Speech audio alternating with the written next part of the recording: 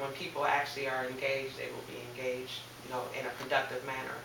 So, I do appreciate that you want to do that, especially at the cost that you're proposing. I mean, I just want to make that known. Well, thank you, Council Lady, for recognizing that.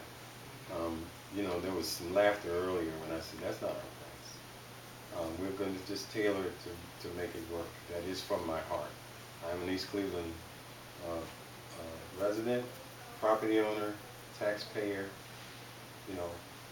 all of that. So this is my community. And a neighbor. Absolutely. Thank you all. Thank you. Council, question is, where do we go from here? Do we start going to the agenda review? Start working on the contracts, and then if it doesn't spike, we don't move, go no further. Or if we're satisfied, we move forward from it. But that's predicated to have everything done within at least 72 hours prior to the agenda review, so everybody can go through it first. And if it's something we're not comfortable with, then we just table it again. Because if we do that, now in this timetable, in this schedule, we look at March or April before you really even get it going. So what are you suggesting that you're going to do in 72 hours? 72 hours prior to the agenda review, I have everybody a contract that we can look at to see whether or not that's something that we can work with, based off of their information, talk to the law department and see if we're comfortable with that. Because if it's at $1,600 a month, we're not paying them all in one chunk at one time. In the contract, we put it monthly. That way, if something gets wrong, we don't get in the hole with them at all. Well, my thing is, before you proceed with anything, I think the number one thing is you need to find out first the fiscal commission. Oh, yeah. That's the number one before you can move on anything. And number two, you need to find out either the law director or somebody, can this money be used? That's what I mean when I say 72 hours in advance. You should know all that 72 hours before we even go to the agenda review. If not, it dies in the water. Right. And that includes the inventory you're talking about when you request it? Because the fiscal commission say, well, they say, well, you need to use some money or whatever. We don't have it. We can't do it. We can't do it. Right. Okay. All right. So for common consent, we'll move forward to move to agenda review. Okay. Common consent. I second it. All right. I don't have a vote on it. It's a pleasure to participate in the governmental process. Thank you for coming. Thank you for coming to be a part of it. Contrary to what some folks believe, we can work well together. Black folks can work well. That's right. How? Well. Right. One thing I'd like to say I like to. you through with me? Technically, the meeting is almost over, but if you want to make comment. Sure, I want to make comment. One thing, Brent, you can. see, I tried to explain that to you up front. All of these things, a lot of things Pamela was trying to tell y'all is true. You all should have had knowledge of this. You got a clerk of council should investigate all this stuff and let people know and advise you all to what and all this stuff. And this is all unnecessary. If you tell you specifically what should be done and how it can be done, you already should know. Sir. It's good to have a discussion. Huh? Sir. It's good to have a Mr. discussion. Holmes, we have a discussion for the public so we can go through these things because everybody no one person have all the answers. I keep trying to explain to you. That's what I'm trying to explain to you. That's the process. We just went through the process that's supposed to take place. You guys now made a comment. You made a comment earlier. So you can hear your information, what you wanted to share. Now we move forward. We made a decision on that. I don't understand what you're saying. But what I'm trying to tell you is, you can do a whole lot of motion that's not necessary. But if we then go through this process, then you may be coming up here saying, why didn't you go through Wait a the minute, process? hold on. But What I'm trying to explain to you, man, is this. If you had complete knowledge, Mr. Federal just told y'all this. Y'all should have had this, but you still talking about you gotta do. you know what?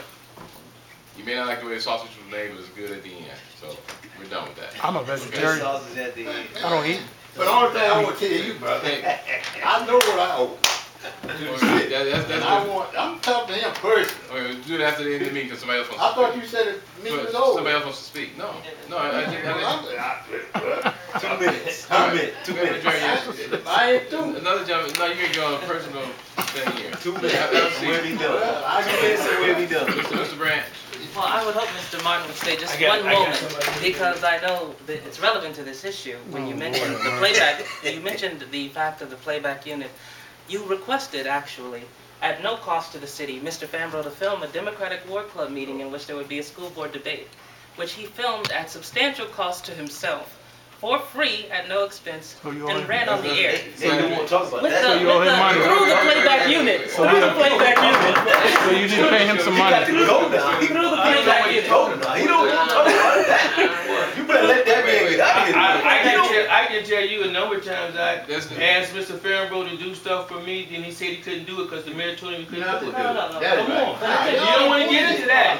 No, He was- he- everybody Guys. All right, don't open up that can of worms. Open the curtain. Thank you, everybody. I Somebody's at the mic. believe I have the floor for 1 minute. Okay. And so, at each time, there had been before a contract between the city and Legacy Communications. Under the terms of each contract, not only were the terms fulfilled, but more than what was in the contract was done at no additional cost to the city. And this was done even in a period during the previous election period, at a time in which not only was there no contract in place, no compensation given, but at a time in which the city is already over a year in arrears, over $40,000 that the city owes Legacy Communications. And you have Mr. Martin speaking about a playback unit, which has no other function but to run programming on the public access channel. That's the function. It's not something that is being appropriated for some maleficent purpose by Mr. Fambro. It was brought there to provide greater access. So Mr. Fambro said he would be willing to consider an office with the city. I would hope that that wouldn't happen. The truth is, even though he might be willing to consider it, is that there's no enhancement in service done by that, only delay. So for instance, if the playback unit, if everything is operated there, citizens have the capacity to submit programming for the access channel around specifications determined, as well as the council and the mayor. City Hall is not open to the public and other members 24 hours a day. They're business hours. Whereas in a studio that is your studio, when there's a glitch, as happens all the time in television channels, East Cleveland Cable has power outages all the time. So now you have a power outage. Power outage that happens if the programming unit is only in the city cannot be resolved or addressed until there's an opportunity to come to the city and address it. If there's a power outage at 11 o'clock, and then let's say there's someone who has, the council or the mayor has scheduled programming from midnight to 6, which had been scheduled in advance for power outage. So now it has to be reset. If it's at Legacy Communications, that can be reset, and then no one would be deprived of their allocated time slot. It would be on as soon as it would be feasibly possible. Now you would just add another step. You wouldn't fund it, you would just be delaying the receipt of service, and you would be accomplishing nothing by doing it. What would be the essential benefit for the city of making the service provision more challenging for the service provider? I would say nothing. I would say nothing. You know, so in this situation, we have a capacity to provide at a very reasonable, more than a reasonable cost, because we're not just talking about coverage of a meeting. We're talking about audio setup of a meeting. We're talking about post-production of a meeting. We're talking about then receiving the programming from outside sources, transcoding that programming, and then scheduling that programming 24 hours a day worth of programming, 7 days a week. There are then expenses also associated with that. Usually there are multiple camera operators. In several cases there are multiple camera operators, not always. But there are additional costs related to that. And to do that at a cost that's almost half of what was being charged, not for doing all of this. Council alone, I believe, was $30,000 for filming regular council meetings. That was the previous cost. Now we're talking about $20,000 not just to film the regular council meetings and do the post-production, and to wire the room with sound, and give every single individual councilor their own, as well as the mayor and the clerk, microphones, so what they say can be heard by the people in the room and on the air, but programming everything as well. So that's a huge amount of services at a dramatic discount. If you were to price that out by hour, you would be talking about something slightly above minimum wage kind of work. And this is at a city that already owes the contractor $40,000, who did not do what others have done and sued the city and had all the properties of the city tied up in liens. But in spite of being owed $40,000, is willing to produce a service at reduced costs because it's essential to the survival of our municipality. It's essential to elevating the level of civic discourse within the city. It's not just about you all being seen. It's about creating an opportunity. We have a fire issue in our city. It's about creating an opportunity for our fire chief to have access to create a public service announcement and say, hey, because we have lack of fire services and cases, these are the issues you've been having in our community.